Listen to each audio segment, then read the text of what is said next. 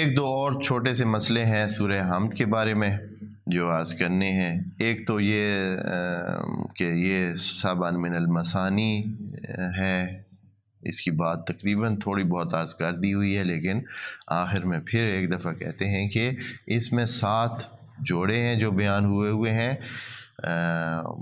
اور اس کو قرآن کے مقابل میں قرار دیا گیا ہے۔ 7 جوڑے ہیں جو کہ الحمدللہ رب العالمین سے شروع ہوتے ہیں۔ الحمدللہ رب العالمین، یہاں حمد ہے، محمود ہے، رب ہے، مربوب ہے، الرحمن الرحیم، اس کو تو صفت ہی قرار دے دیں، شاید یہ علیحدہ جوڑا نہ بن سکے۔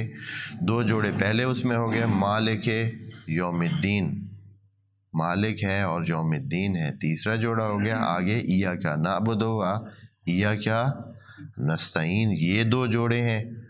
ایاک نعبد، ایک طرف بندہ ہے، ایک طرف معبود ہے، دوسری طرف ایک طرف طلبگار ہے، مدد خواہ ہے، دوسری طرف مدد کرنے والا ہے۔ آگے ہے صراط، اہدنا الصراط المستقیم، دعا کرنے والا ہے اور دعا کو پورا کرنے والا ہے۔ اور آگے جو ہے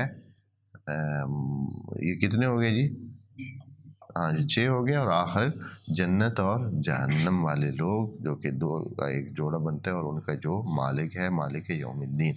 یعنی اس طرح اب ممکن ہے کہ کوئی ان کو آخر کو 2 بنا دے اور ایاک نعبد و ایاک نستعین کو ایک۔ یہ اب خدا کریم خود بہتر جانتا ہے کہ اس نے یہ جو 7 مثانی ذکر کیے ہیں ان سے مراد کیا ہے۔ بہت سارے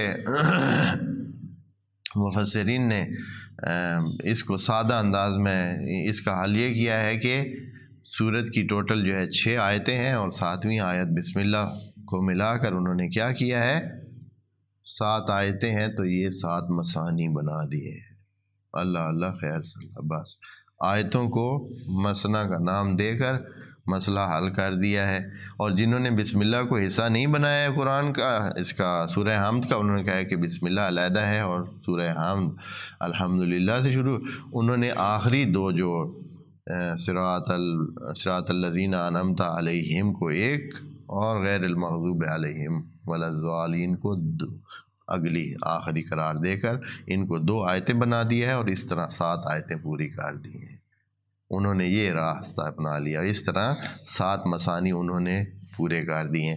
تو ہر ایک نے کوئی حل کیا ہے، حالانکہ مثنا سے مراد وہ جوڑواں 2 جڑواں چیزیں اور ایک دوسرے کے مقابل جو کہ پوری کائنات کی جو ہے نا نشاندہی کرتے ہیں، یعنی پوری کائنات کی نشاندہی کرتی ہیں، ہر جوڑا پوری کائنات کی نشاندہی کرتی ہے، جوڑا کرتا ہے، تو یہ مراد بنتی ہے۔ یعنی البتہ اللہ عالم بالصواب، یہ ہم فائنل نہیں، اس لیے کہ کسی کو بھی فائنل یہ نہیں پتہ کہ یہ جو 7 جوڑے سورہ حمد میں ہیں یہ کیا ہیں، کن جوڑوں کی طرف، تو ہم صرف ایک احتمال دے سکتے ہیں، ایک مظنہ اپنی طرف سے پیش کر سکتے ہیں۔ ہو سکتا ہے کہ یہی ہو، صرف ذہنوں کو کھولنے کے لیے اور ایک بات کو سامنے